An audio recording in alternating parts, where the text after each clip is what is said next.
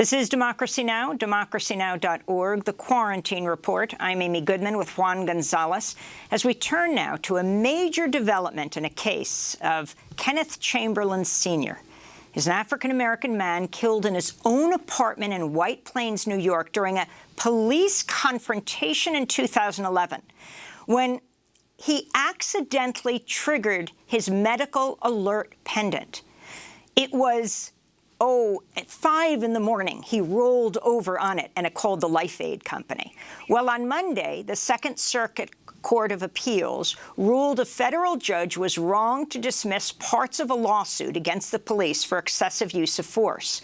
The tragic case occurred early on the morning of November 19, 2011, when Kenneth Chamberlain, a 68-year-old former Marine with a heart condition, accidentally pressed the button on his medical alert system while sleeping. It was 5:22 in the morning. Responding to the alert from the company calling police, the White Plains police officers arrived at Chamberlain's apartment in a public housing complex. It was shortly after 5 a.m. By the time the police left the apartment, just after 7 a.m., Kenneth Chamberlain was dead, shot twice in the chest by a police officer inside his own home. Police gained entry to Chamberlain's apartment only after they took his front door off its hinges. Officers first shot him with a taser, then a beanbag shotgun, then with live ammunition. In a moment, we'll be joined by Kenneth Chamberlain's son and by the attorney for the Chamberlain family. But first, we want to turn to the remarkable series of audio and video recordings from the morning of Mr. Chamberlain's death. Before we play these excerpts, we want to warn you they contain disturbing footage. Much of the audio was recorded by Chamberlain's Life Aid medical alert device. The video was recorded from the police taser gun used to shoot him before he was shot dead.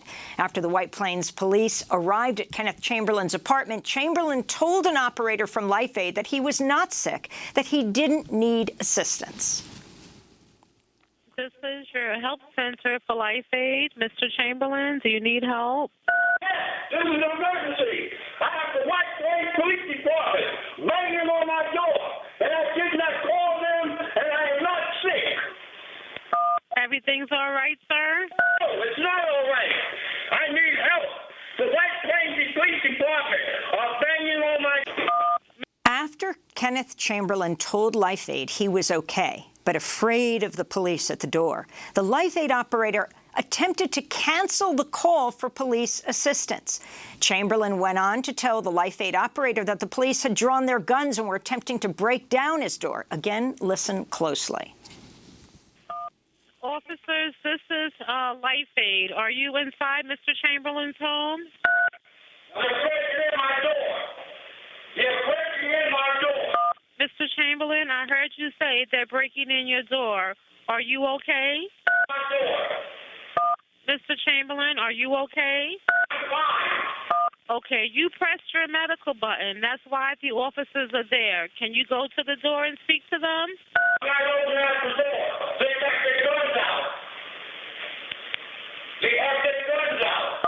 Okay, do you have weapon, Mr. Chamberlain? Why would I have weapons? I'm protecting myself. Okay, they're not there to hurt you. I'm here on the line. Mr. Chamberlain, we're not here to help her. We're here to do a head help job. I'm okay. I told you I was okay. That officer was straight out for me. I'm okay. I'm fine. Leave me alone. I'm fine. Leave me alone, says Kenneth Chamberlain. One of the officers, Stephen Hart, was accused of hurling a racial slur, the N-word, at Chamberlain during the incident. Listen carefully to this audio released by the White Plains Police Department. You can hear Officer Hart banging on Chamberlain's window.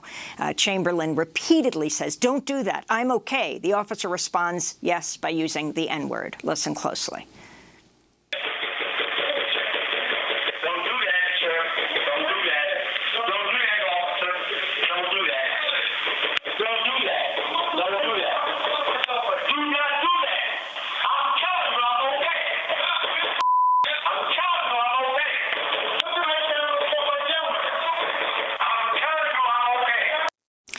A video camera on the police taser gun recorded the next sequence. You can hear Kenneth Chamberlain say the police have stun guns and shotguns. He then predicts the police will kill him. Again, a warning, this contains disturbing footage.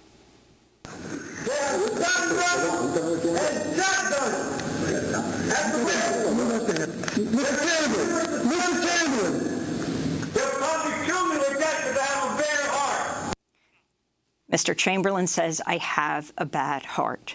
While the police were threatening to break down his door, Chamberlain's sister called the police. She was contacted by Life Aid in an attempt to defuse the situation. Soon after, she was assured the police would not shoot her brother, but that is just what happened. Police video shows the moment police broke down his door and shot him with a taser. TV viewers will see a few quick glimpses of Kenneth Chamberlain. The 68-year-old man was wearing boxer shorts and no shirt. He had been woken up. This video was recorded by a camera on the police taser. Listen closely. You can hear the sound of the taser.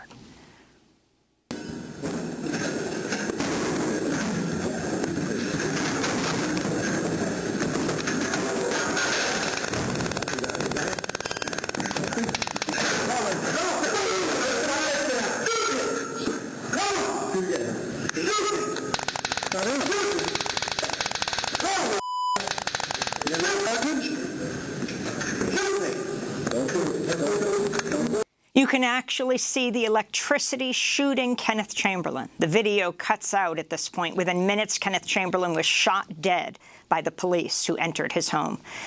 This horrific story is told in the recent feature film, The Killing of Kenneth Chamberlain. Well, for more, we're joined by Ken Chamberlain's son, Kenneth Chamberlain Jr., who's been fighting for justice in his father's death since 2011. And we're joined by the family's attorney, Mayo Bartlett. We welcome you both back to Democracy Now! This killing that we have covered for years. Kenneth Chamberlain, the significance of what has just taken place. I mean, I share our condolences once again after all of these years, and I'm sure you are reliving this week as we deal with the George Floyd case. But in the midst of all of this, a judge has overturned the decision that threw out the lawsuit you had filed. Well, thank you, Amy, first for having us on the show. And just listening to that audio, I've kind of had to kind of regain my composure. It's been a while since I've heard all of the audio like that. But we've maintained all along, as the Constitution said, that it is the right of the people to be secure in their persons, houses, papers, and effects from unreasonable search and seizure, and that no warrant shall issue without probable cause. And this is what this fight has been about. You know, what these officers did on November 19, 2011, when my father inadvertently triggered his Life Aid pendant, and in doing so, the police responded and ended up killing him. Now, with this coming out around the killing of George Floyd and the rallying, the protesting, its significance, I can't really speak to, but what I can say is that what you're seeing happening around the world right now is not just about the killing of George Floyd. It's about the killing of Tamir Rice. It's about the killing of Ramarley Graham. It's about the killing of Kenneth Chamberlain Sr. and the countless other names that I can't even begin to mention. So we're pleased that these appellate judges vacated the original ruling, and we look forward to our day in court. And hopefully this time around, we will get a fair trial.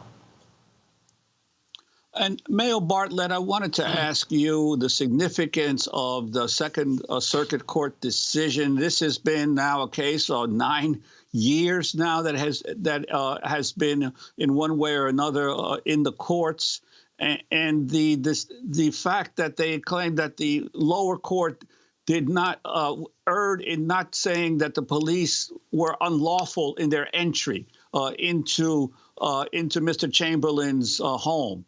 Here, a former Marine sleeping peacefully in his own home ends up dead. Yes, well, thank you very much. You know, it was always our position that there was never a reason for Mr. Chamberlain to have had his home invaded in the first place. And it wasn't necessarily the role of the court to make that determination, but it certainly was the role of the court to allow us to at least argue that to a jury so that a jury could make a reasonable determination one way or the other. We were prevented from doing that. So as a consequence, it's been our position all along that there was no full and fair trial on the merits of this case. And we're thankful now, and it happens to even be something that unites people on the left and the right, because when you look at people who are on the right that you might consider to be extremists, one of the primary things that they talk about is the sanctity of the person's home. And you're right, whether it's the right to bear arms, but certainly the right to be free of unreasonable search and seizure. So this is something where I would believe that most people would be able to agree that when you're at home sleeping and you haven't committed any crime, that you wouldn't expect that the police are going to break your door down and kill you, in particular if they're responding for a medical call where you'd think that they're there to help you. On Monday, the Second Circuit Court of Appeals ruled a federal judge was wrong to dismiss parts of a lawsuit against the police for excessive use of force. A new feature film, The Killing of Kenneth Chamberlain, tells the story of what happened the night White Plains police came to Chamberlain's apartment. This is the trailer. Mr. Chamberlain, this is Candace Wade with Lifeguard Medical Alerts. This line is being recorded. You just received an activation from your pendant. Do you have an emergency? I'm not getting a response from you. I'm going to dispatch emergency services now. White Plains Police. We're here for a welfare check. Open this door! You're not coming into my home. Help me! Help me! I need help! Kenneth Chamberlain was played by Frankie Faison in a remarkable film that just recently came out. Kenneth Chamberlain Jr., your thoughts as this country surges with uprisings all over, not only the country but the world, this decision coming down in the midst of this? Again, first, let me just say that, of course, my family and I are extremely overjoyed that the original ruling was vacated. I think that, and as far as what's going on in the country, I think that people are now coming together and they're saying that extrajudicial killings and summary executions of unarmed Black men, women, and children is no longer going to be tolerated. I mean, what we have been witnessing for decades are crimes against humanity.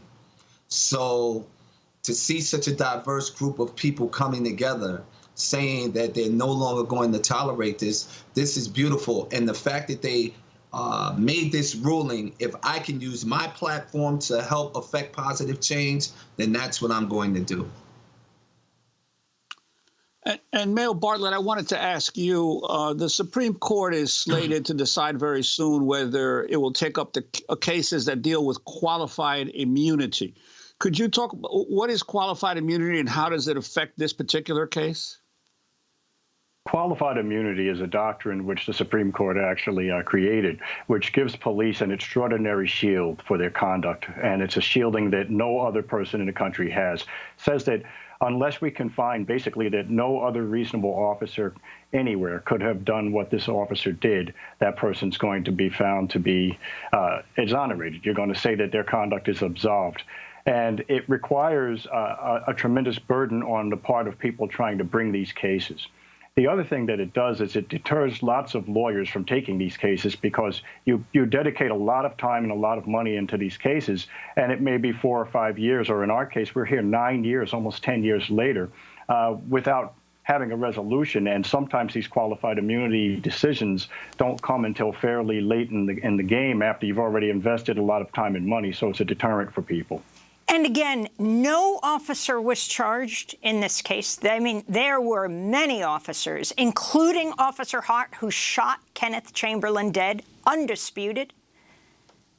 Absolutely. And one of the things we've asked for from the beginning is for an independent investigator. And when you look at these cases, there should also, in my my estimation, be a change in the grand jury system. The grand jury should not be an arm of the prosecutor. It should be independent, equally accessible from the defense as well as civil sides, and also for the prosecutor. Should not be on the third or fourth floor of a DA's office. And you should be able to see what happened in the grand jury. It shouldn't be secret. There's no need for it to be secret. If there is a need, then you can make an application to a court for a protective order.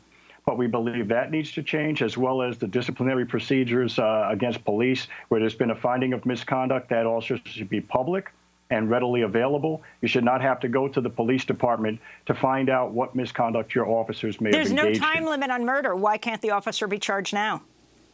Well, you know, it's interesting. There's been no jeopardy that's attached. The officer certainly could be charged now. We're going to have to leave it there. I want to thank you, though, Mayo Bartlett, attorney for the family of Kenneth Chamberlain, and especially Ken Chamberlain Jr. himself. That does it for our show. I'm Amy Goodman with Juan Gonzalez. Stay safe.